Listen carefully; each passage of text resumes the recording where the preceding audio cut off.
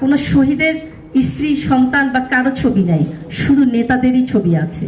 এইভাবে তিল তিল করে আবার হয়তো ফ্যাসিস্ট চলে আসবে।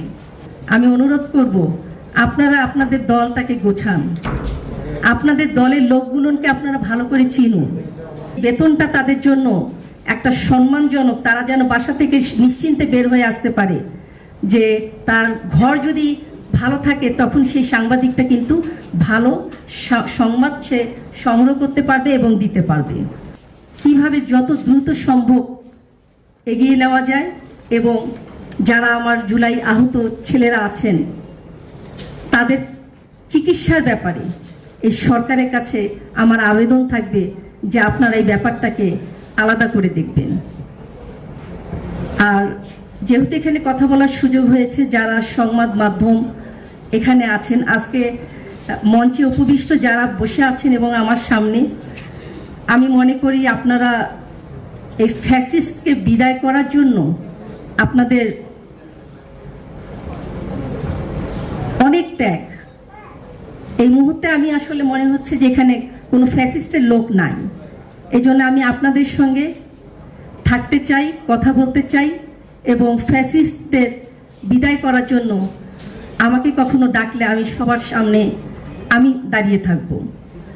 আর এখানে যারা সংবাদ মাধ্যম, যারা ছেলেরা আছেন, যারা কাজ করছেন, এই সরকারের কাছে আমার আবেদন থাকবে, আপনারা সংবাদ মাধ্যম, যারা সাংবাদিক, তাদের জন্য উচ্চতর প্রশিক্ষণের ব্যবস্থা করবেন, তাদের জীবনের যে নিরাপত্তাটা সে ব্যবস্থাটা করবেন, বেতনটা তাদের জন্য একটা সম্মানজনক, তারা যেন বাসা থেকে নিশ্চিন্তে বের হয়ে আসতে পারে, যে তার ঘর যদি ভালো থাকে তখন সেই সাংবাদিকটা কিন্তু ভালো সংবাদ সে সংগ্রহ করতে পারবে এবং দিতে পারবে। আসলে আমি অনেক কথা বলতে চেয়েছিলাম গুছিয়ে, আসলে বলতে পারলাম না।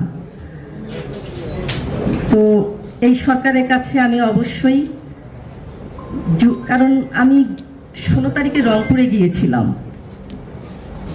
16ই জুলাই শহীদ দিবস উপলক্ষে।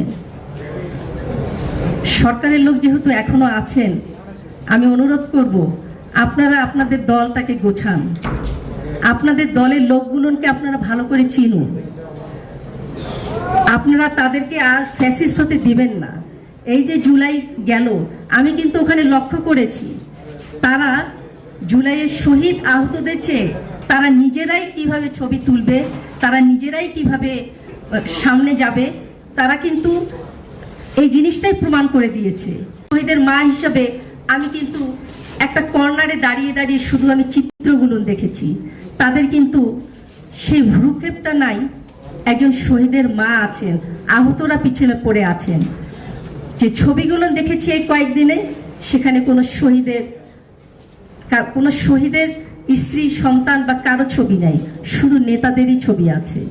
তা আমার মনে হয় এইভাবে তিল তিল করে আবার হয়তো ফ্যাসিস্ট চলে আসবে।